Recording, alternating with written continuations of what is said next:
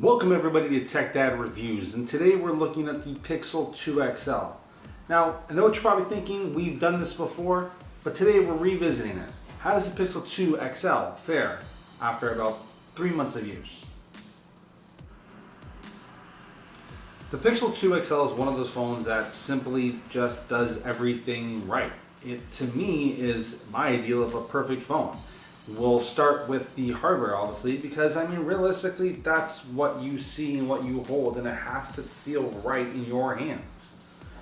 The Pixel 2 XL is a beautiful phone. Panda white, black on top. Of course, yes, you do miss out on certain things like no 3.5mm headphone jack. You do have the nice accent orange on the side of the device there, and of course, a great camera on both the rear and the front. It does have curved glass, and of course it's not as well pronounced as say the Note 8, but it does a subtle enough job that really makes the device feel nice in your hand. As well, the back aluminum that has been kind of painted with this coat, I don't know what to call it, there's a name for it though, really does feel nice to the touch, and you kind of actually want to have your phone naked and not have a case on it. But you do need a case because it can break and it can scratch quite easily. It's not the most durable of phones, so obviously we highly recommend protecting your investment. Well, the hardware does, and it is very unique. There are a lot of other phones that put a little bit more, and sure, the Pixel line could improve. There still are the bezels of 2017, and we don't have an entirely bezel-less phone. But you're not picking this phone up for the hardware. I mean, internally, yes, but maybe not so much externally in how the design is built. Although I personally do really love the hardware design. You're more picking it up for the software updates, and we'll get to that after. But just to touch upon the cameras as well, we're looking at a 12 megapixel Sony XMR lens, I believe it is. And the front-facing camera is an 8 megapixel. It's powered by a Snapdragon 835, Adreno 540, and I believe 4 gigs of RAM. So it doesn't have that 6 gigs, but it does offer you that 4 gig of RAM, which is still efficient and fast, and it just flies. And that's going to bring me to the software. Now, the software just absolutely soars. There's literally no slowdown on this thing. And in addition to that, you're going to have the Pixel launcher on top. Very bare, minimalistic, what Android essentially was intended to be. Some of the new additions are things such as the Google search bar now embedded into the dock, and unfortunately, no, you cannot take that out. I like it. I know that some people have complained about it. Of course, you have your regular things like your swipe down on the fingerprint sensor to bring down your notification toggle and swipe back up to pull it back up. And then of course you have your squeeze assist on the side where you can actually squeeze the phone and pull it through Google Home Assistance. And then there's also Google Lens, which will help you translate text from an image onto your phone, or will also help you identify certain products. And then you have things like your always on display and the ability to pick up the song that is playing when you are, say, for example, in a car or in a restaurant. It will identify that song, and the greatest part of all, it will do so offline. Outside of the software is those cameras, and those cameras are quite amazing. And I'm going to throw some shots up for you guys to take a look at, and you can be the judge.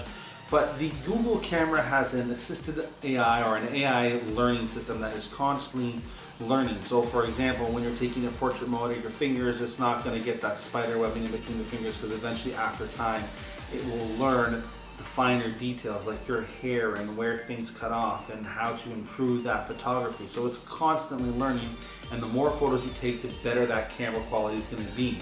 But you also get the addition of, outside of your rear-facing portrait mode, which is fantastic, you also get the front-facing camera, which is also going to offer you that portrait mode, and that's where it really stands out. The front-facing camera itself is absolutely fantastic. I have yet to take a photo where this doesn't really work. I mean, everything about it is absolutely fantastic.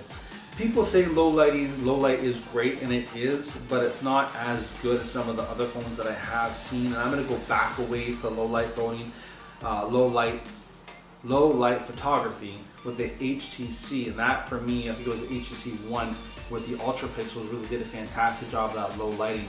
I know that's going a ways back, but for me that was the benchmark of low light photography. I do think we've come a long way since then, and some of you may hate me for saying that. The Pixel 2 XL does do a fantastic job, but there still is some granularity you can see in the photo when you kind of zoom in a little bit, or some pixelation and whatnot. So keep that in mind. Outside of the low light performance, and I'm talking deep dark, like if you're in the middle of the night, you don't have your flash on. Outside of that, you're going to get every other photo is going to be basically far and beyond any other camera that you've pretty much seen on the market today. One of the things we really want to touch upon here is the battery, because the battery is absolutely fantastic on this phone. I believe this has a 3500 milliamp battery, but in terms of battery life and day-to-day usage, it usually gets me about 6 hours of screen on time, which I find to be incredible with today's devices. But what really impressed me about the Pixel 2 XL is the standby time. Between my obviously average usage and an average day, I'm getting about a day and a half battery life before I'm going to plug in and charge this bad boy back up. Now that is absolutely fantastic in today's time. Before this, I had the LG G6, and while it was a fantastic phone, the battery I was charging pretty much every single night. It would last me about 8 hours before dying out, 8 to 9 hours, and then having to charge that bad boy back up. So the Pixel 2 really hits a home run here in terms of the battery. Now, outside of absolutely everything that this phone has to offer, one of the things I really want to talk about, and it's kind of the future proofing of the device. When you get a Pixel, you're guaranteed to get 3 years of software updates. And that really sets it apart from pretty much any device out there. You're gonna get, I mean, right now I'm already running Android 8.1, and you're gonna get 8.2, and you're gonna get 9.0, and you're gonna continue to get those support. When you get a phone like the Note, you pretty much might be settled on the device on the Android version, my apologies, that it launches with. So if you're launching with Nougat, you're probably gonna be on Nougat for a while. Maybe you'll be lucky to get a second update beyond that. So that's when you have those feature-loaded phones. Yeah, they're loaded with tons of features like the S Pen and tons of stuff to do, but if you want that new security patches, or you want the new features that the different Android versions are going to bring and how the aesthetics are going to change, the Pixel line, or /Nexus line as it used to be called, is going to be the device for you.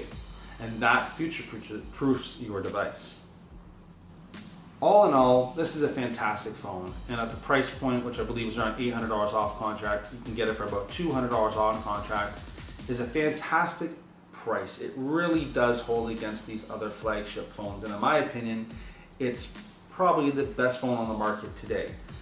Yes, phones like the Note 8 are great, and I'm not taking anything away from them, but you have to decide ultimately what is right for you. Do you want the software updates, and do you want a fantastic camera, and do you want a great battery? If those are staples in your device, then the Pixel 2 XL is really going to be the phone that you're going to want to get. So that's it for the Pixel 2 XL. It's a fantastic phone. We talked about hardware, fantastic cameras, great software, great battery life. If these are the things that you're going to want, this is the phone for you. I mean, realistically, it learns and it grows with you. The AI, the artificial intelligence, there's no slowdown on this phone. And yes, it's 4 gigs of RAM, and people can say, well, the OnePlus 5T has 6 gig and sometimes 8 gigs.